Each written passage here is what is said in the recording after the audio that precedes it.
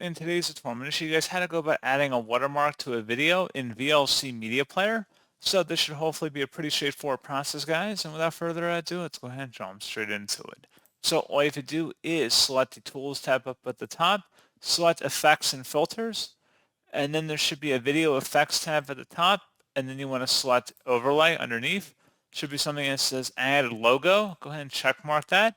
And then you can go ahead and input that logo wherever it may be on your computer here. Just go ahead and open that up. Wherever that picture may be, doesn't really matter. Just go ahead and open that.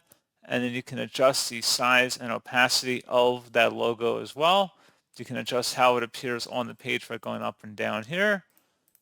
And you can also add text too. You can have that appear on the screen. And that's pretty much it. So as always, thank you guys for watching this brief tutorial. I do hope that was able to help you out, and I do look forward to catching you all in the next tutorial. Goodbye.